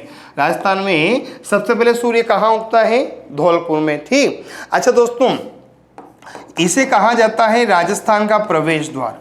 दोस्तों जो धौलपुर है ना इसे एक नाम और दिया गया है राजस्थान का प्रवेश द्वार। समझ गए? अच्छा दोस्तों देखो एक बात करते हैं, समझना समझना दोस्त अच्छी तरह। मैंने कहा कि राजस्थान में सबसे पहले जो सूर्योदय है सब वो कहाँ होता है, समझना, धौलपुर में। देखो अब राजस्थान में साहब सूर्योदय सर्वप्रथम तो कहाँ होगा, धौलपुर में। राजस्थान में सर्वप्रथम सूर्योदय कहाँ होगा, धौलपुर में। और सबसे अंत में साहब आपकी जो सूर्योदय है वो कहाँ होगा, जैसलमेर में। राजस्थान में सर्वप्रथम सूर्योदय कहाँ होगा, धौलपुर में। और सबसे अंत में कहाँ होगा, जैसलमेर में। और धौलपुर और जैसलमेर में सूर्य उदय होने में, धौलपुर और जैसलमेर में सूर्य उदय होने में साहब आपके कितने का अंतर है, साहब आपके 9 डिग्री का अंतर है दोस्तों। साहब पूछा जाएगा कि धौलपुर और धौलपुर और जैसलमेर में सूर्य उदय में साहब आपके कितने का अंतर होता है, 9 डिग्री का अंतर होता है। एकदम क्लियर। अब दोस्तों 1 डिग्री बराबर 4 मिनट होता है। 1 डिग्री बराबर कितना होता है, देखो अंतर साहब कितना होता है कि धौलपुर और जैसलमेर में सूर्य उदय होने में कितने का अंतर है, 9 डिग्री का अंतर।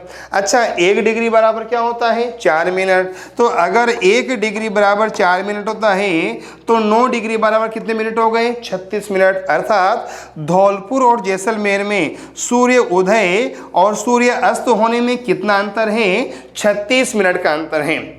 धौलपुर और जैसलमेर में सूर्य उदय होने में और सूर्य अस्त होने में कितने मिनट का अंतर है, 36 मिनट का अंतर है। समझ गए क्या अच्छी तरह मेरी बात को, एकदम क्लियर यहाँ तक। ठीक, एक बार मैं आपका रिवाइज करा दूं दोस्तों अच्छी तरह, फिर हम आगे की चर्चा करेंगे। ठीक, धौलपुर का नामकरण तोमर वंश के शासक धवल देव के नाम पर, जादौन के शासक धवल राय के नाम पर, या नागवंशी शासक धोलिया जाट के नाम पर। प्रमाणिक सिद्धांत धोलिया जाट वाला। ठीक, ये किसके अधीन रहा था, जाटों के अधीन। जाट भी किस वंश के थे, शिवी वंश के जाट थे। किस गोत्र के थे, बमरोलिया जाटों का शासन था। राजस्थान में धौलपुर को कब मिलाया गया, 18 मार्च 1948 को। इस दिन एकीकरण का कौन सा चरण था, प्रथम चरण। नाम क्या था, मत्स्य संघ। रियासतें 4 ABCD, अलवर, भरतपुर, करौली और धौलपुर। शासक कौन था उस समय, Udaybhan Singh. Clear my dears. ठीक, यह राजस्थान का कौन सा जिला है, 27वां जिला। कब बनाया गया, 15 अप्रैल 1982 को। अच्छा किससे अलग हुआ, भरतपुर से अलग हुआ।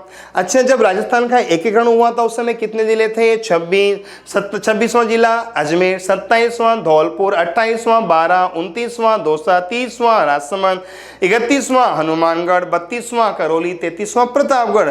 कब कब बने अच्छी तरह बता रखा है मैंने। क्लियर दोस्तों, याद रखना भी हो। ठीक, अच्छा जनसंख्या कितनी है, 12,06,516। घनत्व कितना है, 398 व्यक्ति प्रति वर्ग किलोमीटर। समझ जाओगे दोस्तों। ठीक, यहां तक क्लियर है दोस्तों एकदम। ठीक, फिर बात आती है कि जनसंख्या घनत्व की बात करते हैं कि साहब जनसंख्या घनत्व कितना है, 398 व्यक्ति प्रति वर्ग किलोमीटर। लिंगानुपात 846। साक्षरता 59.7%। अक्षांश देशांतर विस्तार याद रखना। यहाँ से कौन सा राष्ट्रीय राजमार्ग निकलता है, आगरा से मुंबई। Clear, NH3। आगरा का संस्थापक सिकंदर लोधी। स्थापना 1504। उपनाम गुलरुखी। मुंबई का संस्थापक गेरीबाल डांगिया। NH3 की लंबाई 1161 किलोमीटर। यूपी में 26, राजस्थान में पहले 28 थे, अब 32 से नवीनतम। MP में 712, MH में मतलब महाराष्ट्र में 391। क्लियर। अच्छा पड़ोसी राज्य MP UP। जिले भरतपुर, करौली। प्रमुख नदियां चंबल, गंभीर, पार्वती। प्रमुख जवांदिया झील तालाबशाही झील। तालाबशाही झील का निर्माण कराया था साले खान ने जहांगीर के शासनकाल में। जहांगीर का नाम है सलीम और शेखू बाबा। जहांगीर की माँ का नाम हरकाबाई मतलब मरियम उज़्ज़मानी श्रेष्ठ माता। लोक नाट्य की बात करें तो यहाँ कन्हैया और भेंट लोक नाट्य हैं। प्रमुख अभ्यारण्य वन विहार, रामसागर, केसरबाग और चंबल राष्ट्रीय घड़ियाल अभ्यारण्य। अभ्यारण्य 3 राज्यों में है, राजस्थान, MP और गुजरात। ठीक, अच्छा प्रमुख मेले तीर्थराज मेला बता दिया पूरा अच्छी तरह। याद रखना दोस्तों, भूलना मत, भूलना बहुत बड़ा पाप होगा। बाबू महाराज का मेला, सेबो मेला। प्रमुख खनिज लाल पत्थर, और लाल पत्थर से सब आपके आगरा का लाल किला बनाया गया है, और सब आपके फतेहपुर सीकरी और दिल्ली का लाल किला बनाया गया है। प्रमुख उद्योग सब आपके कौन से होंगे, कांच उद्योग। और प्रमुख परियोजना पार्वती सिंचाई परियोजना। एकदम क्लियर, यहाँ तक तो कोई डाउट नहीं है ना। ठीक, अब धौलपुर के दोस्तों कुछ ऐतिहासिक घटनाओं की बात भी कर लेते हैं। तो दोस्तों धौलपुर की अगर हम ऐतिहासिक घटनाओं की बात करते हैं तो दोस्तों उसमें नाम आता है तसीमो कांड का। ठीक, दोस्तों धौलपुर की अगर हम ऐतिहासिक घटनाओं की बात करते हैं तो उसमें नाम आता है तसीमो कांड का। अक्सर ये प्रतियोगी परीक्षा में पूछा गया प्रश्न भी है कि तसीमो कांड किस रियासत में हुआ था? धौलपुर रियासत में। तो पूछा जाएगा कि जो तसीमो कांड है ये कब हुआ था? पूछा जाएगा कि तसीमो कांड कब हुआ था? तो आप क्या बताओगे? 11 अप्रैल 1947 को हुआ था। पूछ लिया जाए कि तसीमो कांड कब हुआ था तो क्या बताओगे आप? 11 अप्रैल 1947। ठीक। अच्छा, पूछा जाएगा कि जब तसीमो कांड हुआ, वो पूछा जाएगा कि जब तसीमो कांड हुआ तो उस समय धौलपुर के शासक कौन थे? तो आप क्या बताओगे कि तसीमो कांड के समय धौलपुर के शासक थे उदयभान सिंह। क्लियर? जब तसीमो कांड हुआ उस समय धौलपुर के शासक कौन थे? उदयभान सिंह। दो बातें। फिर बात आती है कि तसीमो कांड में साहब आपके कौन से दो व्यक्ति शहीद हुए थे? पूछा जाएगा कि तसीमो कांड में कौन से दो व्यक्ति शहीद हुए थे? तो आप क्या बताओगे कि तसीमो कांड में एक तो ठाकुर छत्र सिंह, दोस्तों तसीमो कांड में एक तो ठाकुर छत्र सिंह शहीद हुए थे। तसीमो कांड में दोस्तों एक तो कौन शहीद हुए थे? ठाकुर छत्र सिंह शहीद हुए थे। और दोस्तों एक ठाकुर पंचम सिंह शहीद हुए थे। जो तसीमो कांड है उसमें एक तो ठाकुर छत्र सिंह शहीद हुए और साहब आपके एक ठाकुर पंचम सिंह शहीद हुए थे तसीमो कांड में। बात आए कि तसीमो कांड क्या था तो आप क्या बताओगे कि धौलपुर के तसीमो कांड में तिरंगा फहराने को लेकर क्रांतिकारियों, आंदोलनकारियों अथवा तब आपके आंदोलनकारियों और क्रांतिकारियों तथा जागीरदार के मध्य विवाद हो गया था। और विवाद था नीम के पेड़ से तिरंगे को उतारने को लेकर। और इसी विवाद में साहब आपके लाठीचार्ज हुआ जिसमें ठाकुर छत्र सिंह और पंचम सिंह शहीद हुए। इस घटना पर जो व्यापक चर्चा है जब हम प्रजामंडल पढ़ेंगे वहां करेंगे। तो तसीमो कांड 11 अप्रैल 1947 को हुआ। शासक था उदयभान सिंह, शहीद थे छत्र सिंह और पंचम सिंह। ठीक, ये घटना हुई। अगर दोस्तों हम धौलपुर की दूसरी घटना की बात करते हैं तो साहब आपके हमें पता होना चाहिए कि साहब आपके धौलपुर में भी प्रजामंडल आंदोलन हुआ था। ठीक दोस्तों, आपको ये भी पता होना चाहिए कि धौलपुर में प्रजामंडल आंदोलन भी हुआ था। एकदम क्लियर? जो दोस्तों धौलपुर है यहाँ प्रजामंडल आंदोलन भी हुआ था। फिर बात वही आती है कि धौलपुर में जो प्रजामंडल आंदोलन है ये कब आरंभ हुआ? पूछा जाए कि धौलपुर में प्रजामंडल आंदोलन कब आरंभ हुआ तो आप क्या बताओगे कि 1938 में आरंभ हुआ। पूछ लिया जाए कि धौलपुर में प्रजामंडल आंदोलन कब आरंभ हुआ? 1938 में। अच्छा, पूछा जाए कि धौलपुर जो प्रजामंडल आंदोलन है ये समाप्त कब हुआ तो आप क्या बताओगे? 18 मार्च 1948 को। जो धौलपुर प्रजामंडल आंदोलन है ये कब समाप्त हुआ? 18 मार्च 1948 को, जब धौलपुर रियासत को एकीकृत कर लिया गया। फिर बात आती है कि जब धौलपुर प्रजामंडल आंदोलन हुआ उस समय धौलपुर के शासक कौन थे? जब धौलपुर प्रजामंडल आंदोलन हुआ उस समय धौलपुर के शासक कौन थे? तो आप क्या बताओगे? उदयभान सिंह। जब धौलपुर प्रजामंडल आंदोलन हुआ तो धौलपुर के शासक कौन थे? तो आप क्या बताओगे? उदयभान सिंह। एकदम क्लियर? ये धौलपुर के शासक थे। अच्छा, पूछा जाएगा कि जो धौलपुर प्रजामंडल है दोस्तों, जो धौलपुर प्रजामंडल है इसके साथ आपके सदस्य कौन कौन से थे? अर्थात जिन व्यक्तियों ने धौलपुर प्रजामंडल की स्थापना की वो कौन थे? तो आप क्या बताओगे कि धौलपुर प्रजामंडल के संस्थापक सदस्यों में नाम आता है यमुना प्रसाद वर्मा का।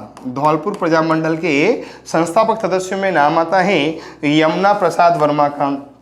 ठीक दोस्तों, जो धौलपुर प्रजामंडल है इसके साथ संस्थापक सदस्यों में नाम आता है दोस्तों जोहारी लाल इंदू का। किसका नाम आता है? जोहारी लाल इंदू का। तो यमुना प्रसाद वर्मा, जोहारी लाल इंदू। एकदम क्लियर? और दोस्तों इसके अलावा साहब आपके नाम आता है ज्वाला प्रसाद जिज्ञासु का। किसका नाम आता है? ज्वाला प्रसाद जिज्ञासु का। ठीक, तो यमुना प्रसाद वर्मा, जोहारी लाल इंदू, ज्वाला प्रसाद जिज्ञासु। ठीक, और दोस्तों इसके अलावा एक संत और थे जिनका नाम था स्वामी श्रद्धानंद। क्या नाम था? स्वामी श्रद्धानंद। क्लियर दोस्तों? और साहब आपके इन्हें कहा जाता है दोस्तों धौलपुर प्रजामंडल का संस्थापक सदस्य। तो यमुना प्रसाद वर्मा, जवाहरी लाल नेहरू, ज्वाला प्रसाद जिज्ञासु और स्वामी श्रद्धानंद दोस्तों इनके द्वारा धौलपुर प्रजामंडल की स्थापना की गई थी। ठीक, अच्छा दोस्तों याद रखना, जो स्वामी श्रद्धानंद है ना, इनके द्वारा धौलपुर में 2 आंदोलन और चलाए गए थे और दोस्तों उनमें से एक आंदोलन का नाम था स्वदेशी आंदोलन। तो पूछ लिया जाए कि स्वदेशी आंदोलन को, स्वदेशी जो आंदोलन है इसके जनक कौन है, तो धौलपुर में जो स्वदेशी आंदोलन चलाया गया उसके जनक कौन है साहब आपके स्वामी श्रद्धानंद। ठीक, और दोस्तों इनके द्वारा धौलपुर में एक आंदोलन और चलाया गया था और उसका नाम था शुद्धि आंदोलन। क्या नाम था? शुद्धि आंदोलन। तो दोस्तों स्वामी श्रद्धानंद को धौलपुर में स्वदेशी आंदोलन और धौलपुर में शुद्धि आंदोलन को चलाने का श्रेय दिया जाता है। क्लियर? तो धौलपुर में तो शुद्धि आंदोलन के जनक कौन है? स्वामी श्रद्धानंद। और पूछा जाए कि भारत में शुद्धि आंदोलन के जनक कौन है, मैंने पहले भी बता रखा है। पूछ लिया जाए कि भारत में शुद्धि आंदोलन के जनक कौन है, तो आप क्या बताओगे? दयानंद सरस्वती। कौन है? दयानंद सरस्वती। तो धौलपुर में तो जो शुद्धि आंदोलन है वो चलाया था स्वामी श्रद्धानंद ने, और तब आपके भारत में था आपके शुद्धि आंदोलन चलाया था दयानंद सरस्वती ने।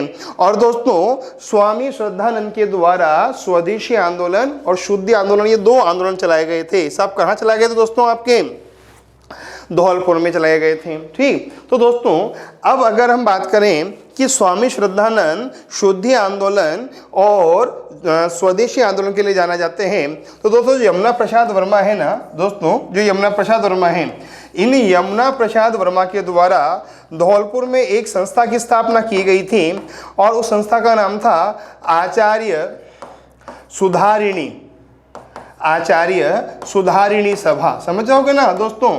तो आचार्य सुधारिणी सभा के जनक तो यमुना प्रसाद वर्मा, श्रद्धानंद शुद्धि आंदोलन स्वदेशी आंदोलन के जनक, और भारत में जनक कौन है? दयानंद सरस्वती। धौलपुर की 2 घटनाएं, तसीमो कांड कब हुआ था? 11 अप्रैल 1947। शासक कौन था? उदयभान सिंह। शहीद पंचम सिंह और छत्र सिंह। धौलपुर प्रजामंडल कब आरंभ हुआ? 1938। समाप्त कब हुआ? 18 मार्च 1948। शासक कौन था? उदयभान सिंह।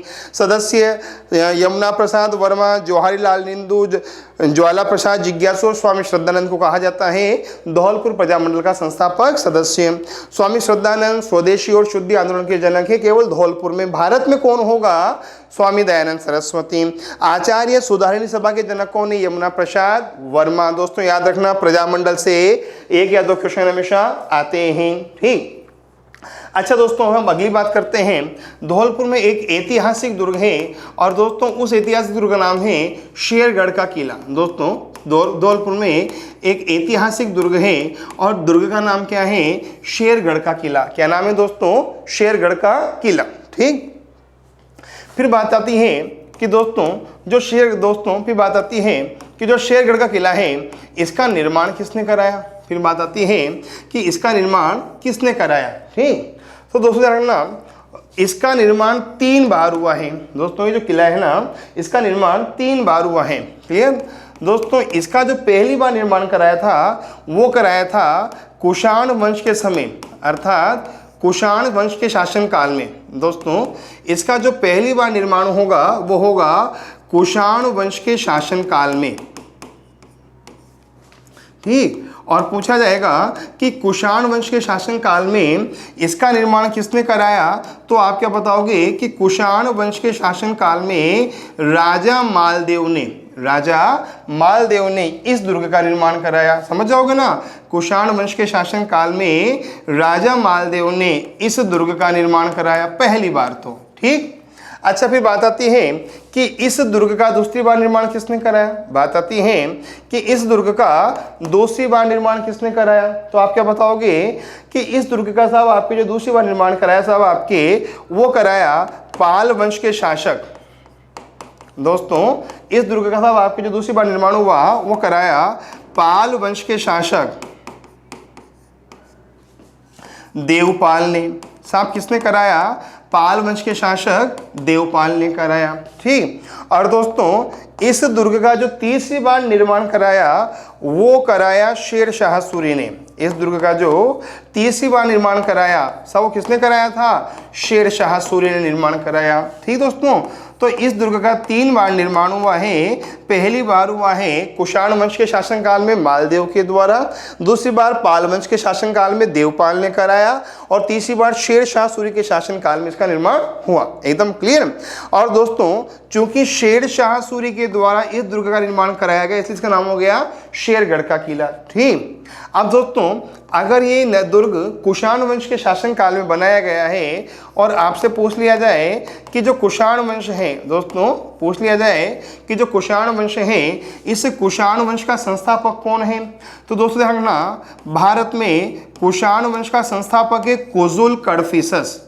भारत में जो कुषाण वंश है इस कुषाण वंश का संस्थापक है कुजुल कडफिसस। ठीक, अच्छा दोस्तों फिर बात आती है कि जो कुषाण वंश है इस कुषाण वंश का महान शासक कौन हुआ था। पूछ लिया जाएगा कि इस कुषाण वंश का महान शासक कौन हुआ था, तो आप क्या बताओगे कि कनिष्क। दोस्तों कौन? कनिष्क इस कुषाण वंश का महान शासक था। समझ जाओगे क्या? ठीक, अच्छा पूछ लिया जाए कि जो कुषाण वंश है ये कुषाण वंश मूल रूप से कहाँ का था, तो आप क्या बताओगे कि जो कुषाण वंश है यहाँ के शासक साहब आपके कहाँ के निवासी थे? चीन के निवासी थे। क्लियर। और दोस्तों चीन में एक कबीला है यूची कबीला। दोस्तों चीन में एक कबीला है यूची कबीला, और इस यूची कबीला साहब आपके भारत में आया, और यही यूची कबीला साहब आपके क्या कहलाया? कुषाण कहलाया। समझ जाओगे ना। तो कुषाण वंश के शासन काल में राजा मालदेव ने निर्माण कराया किसका? धौलपुर दुर्ग का। ठीक, कुषाण वंश का संस्थापक कौन है? कुजुल कडफिसस। महान शासक कौन है? कनिष्क। और कुषाण शासक कहाँ के थे? चीन के। और किस कबीले के थे? यूची कबीले के थे। ठीक, फिर बात आती है कि अगर पाल वंश के शासक देवपाल ने इसका निर्माण कराया, देवपाल ने इसका निर्माण कराया, तो फिर बात आती है कि जो पाल वंश है वो कहाँ का था? फिर बात आती है कि जो पाल वंश है वो कहाँ का था, तो आप क्या बताओगे कि जो पाल वंश है ना ये मूल रूप से कहाँ का था? बंगाल का था। जो पाल वंश है ये मूल रूप से कहाँ का था? बंगाल का। और पूछा जाएगा कि जो पाल वंश है इस पाल वंश का संस्थापक कौन है? पूछा जाएगा कि पाल वंश का संस्थापक कौन है, तो आप क्या बताओगे? गोपाल प्रथम। क्या बताओगे? गोपाल प्रथम को पाल वंश का संस्थापक कहा जाता है। गोपाल प्रथम को पाल वंश का संस्थापक कहा जाता है। एवं दोस्तों इस पाल वंश में साहब आपके महान शासक हुआ था। पूछा जाएगा कि जो पाल वंश है इस पाल वंश का महान शासक कौन था? पूछ लिया जाए कि पाल वंश का महान शासक कौन था, तो आप क्या बताओगे कि पाल वंश का महान शासक था धर्मपाल। पाल वंश का महान शासक कौन था? धर्मपाल। और पूछा जाए कि धर्मपाल के द्वारा किसकी स्थापना की गई थी? धर्मपाल के द्वारा किसकी स्थापना की गई थी, तो आप क्या बताओगे कि धर्मपाल के द्वारा विक्रमशिला विश्वविद्यालय की स्थापना की गई थी। धर्मपाल के द्वारा विक्रमशिला विश्वविद्यालय की स्थापना की गई थी। एकदम क्लियर। चलो आगे। अच्छा दोस्तों शेर शाह सूरी साहब इसका निर्माण कराया था। एक तो फिर नाम क्या हो गया? शेर शाह सूरी का गढ़ या शेरगढ़ हो गया। क्लियर। अच्छा दोस्तों जो शेर शाह सूरी है ना इस शेर शाह सूरी के गुरु का नाम था मीर सैयद। दोस्तों जो शेर शाह सूरी है इसके गुरु का नाम था मीर सैयद। क्या नाम था दोस्तों? मीर सैयद। ठीक। और दोस्तों शेर शाह सूरी ने साहब आपके जब ये दुर्ग बनाया इसका पुनर्निर्माण कराया तो इसके द्वारा इस गढ़ में अपने गुरु का मकबरा बनाया गया। और पूछ लिया जाए कि मीर सैयद का जो मकबरा है, मीर सैयद का जो मकबरा है साहब आपके वो कहाँ बना हुआ है? मीर सैयद का दोस्तों जो मकबरा है वो कहाँ बना हुआ है दोस्तों? आपके शेरगढ़ किले में बना हुआ है। समझ जाओगे ना। तो शेर शाह सूरी के द्वारा अपने गुरु मीर सैयद का मकबरा बनाया गया था शेरगढ़ में। एकदम क्लियर।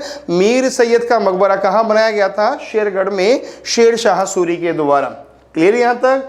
कोई डाउट? डन। चलो आगे अगली बात। दोस्तों अब ध्यान रखना दोस्तों ये जो शेरगढ़ है ना दोस्तों ये जो शेरगढ़ है ये हमारा शेरगढ़। दोस्तों इस शेरगढ़ में एक तोप रखी हुई है, दोस्तों इस शेरगढ़ में एक तोप रखी हुई है और उस तोप का नाम है हुणहुंकार तोप। क्लियर दोस्तों, इस शेरगढ़ में एक तोप रखी हुई है और उस तोप का नाम क्या है? हुणहुंकार तोप। क्या नाम है? हुणहुंकार तोप। क्लियर। फिर बात आती है कि सब आपके जो हुणहुंकार तोप है, दोस्तों पूछा जाएगा कि जो हुणहुंकार तोप है इसके निर्माता कौन थे? तो आप क्या बताओगे कि कीरत सिंह के द्वारा। पूछा जाएगा कि जो हुणहुंकार तोप है इसके निर्माता कौन थे? कीरत सिंह। कीरत सिंह के द्वारा हुणहुंकार तोप की स्थापना की गई थी या निर्माण कराया गया था। अच्छा, पूछा जाए कि जो हुणहुंकार तोप है इसका वास्तुकार कौन था? पूछ लिया जाए कि जो हुणहुंकार तोप है इसका वास्तुकार कौन था? तो सीताराम कारीगर। क्लियर। पूछ लिया जाए कि हुणहुंकार तोप का वास्तुकार कौन था? तो सीताराम कारीगर हुणहुंकार तोप का कारीगर था या वास्तुकार था। ठीक। अच्छा दोस्तों ध्यान रखना, जो हुणहुंकार तोप है ना इसका वजन है, दोस्तों इसका वजन है 14 मण 14 सेर। दोस्तों समझना, इसका वजन है 14 मण 14 सेर और 14 छठांक। ठीक है दोस्तों। पूछ लिया जाए कि हुणहुंकार तोप का वजन कितना है? 14 मण 14 सेर 14 छटांग। ये हुणहुंकार तोप का वजन है। समझ जाओगे क्या दोस्तों? चलो अब एक बात और समझना अच्छी तरह। ठीक दोस्तों, राजस्थान की था पूछ लिया जाए कि राजस्थान की प्रमुख तोपें कौन कौन सी हैं। अगर पूछ लिया जाए कि राजस्थान की प्रमुख तोपें कौन कौन सी हैं, राजस्थान की प्रमुख तोपें कौन कौन सी हैं। ठीक, अगर आपसे पूछ लिया जाए कि राजस्थान की प्रमुख तोपें कौन कौन सी हैं तो आप क्या बताओगे? समझना, अगर प्रश्न आ जाए कि शारदा तोप किस दुर्ग में रखी हुई है, शारदा तोप किस दुर्ग में रखी हुई है, तो आप क्या बताओगे कि जो शारदा तोप है ये खंडार के किले में रखी हुई है। जो शारदा तोप है ये कहाँ रखी हुई है? खंडार के किले में रखी हुई है। ठीक। अच्छा दोस्तों, फिर बात आती है कि गर्भ गुंजन तोप कहाँ है। पूछा जाएगा कि गर्भ गुंजन तोप वर्तमान में कहाँ है, तो आप क्या बताओगे कि जो गर्भ गुंजन तोप है ये रखी हुई है तारागढ़ बूंदी में। पूछा जाए कि गर्भ गुंजन तोप कहाँ रखी हुई है? तारागढ़ बूंदी में। अच्छा दोस्तों, अगर पूछा जाए कि नवल तोप कहाँ रखी हुई है, पूछा जाए कि नवल तोप कहाँ रखी हुई है, तो आप क्या बताओगे कि जो नवल तोप है ये रखी हुई है शाहाबाद दुर्ग में। कहाँ रखी हुई है? शाहाबाद दुर्ग में। और शाहाबाद दुर्ग कहाँ आता है? बारां में। शाहाबाद दुर्ग कहाँ आता है? बारां में। अच्छा दोस्तों, पूछा जाएगा, दोस्तों इसके अलावा पूछा जाएगा आपसे कि शंभू बाण, दोस्तों पूछा जाएगा आपसे शंभू बाण तोप, ठीक, गजनी तोप, शंभू बाण तोप, गजनी तोप, ठीक, इसके अलावा किलकिला तोप, ठीक, शंभू बाण तोप, गजनी तोप और किलकिला तोप, ये तीनों तोपें वर्तमान में कहाँ रखी हुई है, तो आप क्या बताओगे? मेहरानगढ़ में। ये तीनों तोपें वर्तमान में कहाँ रखी हुई है? मेहरानगढ़ में। और मेहरानगढ़ कहाँ आता है मेरे विद्वान साथियों? जोधपुर में। मेहरानगढ़ कहाँ आता है? जोधपुर में आता है। ठीक। अच्छा दोस्तों, तब आपके इसके अलावा पूछा जाए आपसे कि दोस्तों इसके अलावा आपसे पूछा जाएगा कि धूलधानी तोप, ठीक। अच्छा दोस्तों, साहब इसके अलावा पूछा जाएगा कड़क बिजली तोप, धूलधानी तोप और कड़क बिजली तोप, ये दोनों तोपें साहब आपके किस दुर्ग में रखी हुई हैं, तो आप क्या बताओगे कि ये दोनों तोपें वर्तमान में कोटा दुर्ग में हैं। ये पहले बूंदी दुर्ग में थी, वर्तमान में ये कोटा दुर्ग में है। ठीक। और दोस्तों पूछ लिया जाए जय बाण तोप और रणबांका तोप, जे बाण तोप और रण बांका तोप, ये दोनों तोपें कहाँ रखी हुई हैं? तो आप क्या बताओगे? जयगढ़ जयपुर में। कहाँ रखी हुई है? जयगढ़ जयपुर में। तो शेरगढ़ में कौन सी तोप है? हुणहुंकार तोप। क्लियर। निर्माता कौन था? कीरत सिंह। वास्तुकार कौन था? सीताराम कारीगर। राजस्थान की प्रमुख तोपें शारदा तोप, गर्भ गुंजन तोप, नवल तोप, शंभू बाण, गजनी और किलकिला। दूलदानी, कड़कबिल्ली, जयबाण, इन तोपों को तो याद रखना। राजस्थान कला संस्कृति में यहाँ से प्रश्न पूछे जाते हैं, आपको याद होना चाहिए मेरे विद्वान साथियों, मेरे प्रिय विद्यार्थियों और भविष्य के राजकीय कर्मचारियों। ये तो मैं आपको बोलूंगा ही सही। ठीक। फिर बात आती है कि धौलपुर में और क्या है दोस्तों। फिर बात आती है कि धौलपुर में और क्या है। तो दोस्तों साहब आपके, अगर हम धौलपुर की बात करते हैं तो बात आए कि साहब आपके धौलपुर के प्रमुख मकबरे कौन से हैं। ठीक, पूछ लिया जाए कि धौलपुर के प्रमुख मकबरे कौन से हैं। ठीक, तो आप क्या बताओगे कि धौलपुर में 2 मकबरे बहुत प्रसिद्ध हैं। क्लियर दोस्तों। पूछा जाए कि धौलपुर के प्रमुख मकबरे कौन से हैं, तो आप क्या बताओगे कि धौलपुर में 2 मकबरे बहुत प्रसिद्ध हैं। क्लियर दोस्तों। फिर पूछा जाए कि वो 2 मकबरे कौन कौन से हैं, तो आप क्या बताओगे कि एक तो है जार जरीना का मकबरा। क्लियर दोस्तों, एक तो है यहाँ जार जरीना का मकबरा। ठीक, पूछ लिया जाए कि धौलपुर में कौन कौन से मकबरे हैं, तो दोस्तों एक तो यहाँ जार जरीना का मकबरा है। जार जरीना का मकबरा कहाँ है दोस्तों? धौलपुर में। और दोस्तों यहाँ एक मकबरा और है और उस मकबरे का नाम है गजरा का मकबरा। ठीक, क्या नाम है? गजरा का मकबरा। क्लियर। फिर बात आती है ये गजरा कौन है दोस्तों? गजरा धौलपुर के शासक भगवंत सिंह की प्रेमिका थी। दोस्तों जो गजरा है ये धौलपुर के शासक भगवंत सिंह की प्रेमिका थी। क्लियर। और दोस्तों भगवंत सिंह ने अपनी प्रेमिका गजरा के नाम पर इस मकबरे का निर्माण कराया था। तो पूछा जाए कि गजरा का मकबरा किसने बनाया था? भगवंत सिंह ने अपनी प्रेमिका गजरा के नाम पर। तो यहाँ 2 मकबरे हो गए, जार जरीना का मकबरा और गजरा का मकबरा।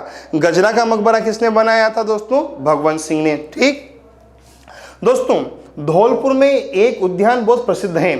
दोस्तों धौलपुर में एक उद्यान बहुत प्रसिद्ध है और दोस्तों उस उद्यान का नाम है कमल का बाग। क्लियर दोस्तों यहाँ जो पत्थर है ना, उन पत्थरों को इस प्रकार से काटा गया है कि वो खिलते हुए कमल के समान दिखाई देते हैं और उन पे लाल पत्थर लाल रंग किया गया, इसलिए वो एकदम कमल जैसे लगते हैं। तो कमल का बाग दोस्तों, पूछा जाए कि कमल का बाग कहाँ है, तो आप क्या बताओगे कि जो कमल का बाग है ये जिला धौलपुर में है। ठीक, फिर बात आती है कि इस कमल के बाग का महत्व क्या है। पूछा जाए कि इस कमल के बाग का महत्व क्या है, तो आप क्या बताओगे कि साहब आपके जो कमल का बाग है ना, इसका महत्व क्या है कि बाबर ने अपनी आत्मकथा ने, दोस्तों बाबर ने अपनी आत्मकथा में इस बाग का उल्लेख किया है। समझ जाओगे ना दोस्तों, बाबर ने अपनी आत्मकथा में इस कमल के बाग का उल्लेख किया है। समझ जाओगे, बाबर ने अपनी आत्मकथा में किसका उल्लेख किया है? कमल के बाग का उल्लेख। फिर पूछा जाए कि बाबर की आत्मकथा का नाम क्या था, तो आप क्या बताओगे? तुजुक ए बाबरी। पूछा जाए कि बाबर की आत्मकथा का नाम क्या था? तुजुक ए बाबरी। और पूछ लिया जाए कि बाबर ने अपनी आत्मकथा तुजुक ए बाबरी किस भाषा में लिखी थी? तुर्की भाषा में। बाबर ने अपनी आत्मकथा तुजुक ए बाबरी किस भाषा में लिखी थी? तुर्की भाषा में लिखी थी। समझ जाओगे अच्छी तरह।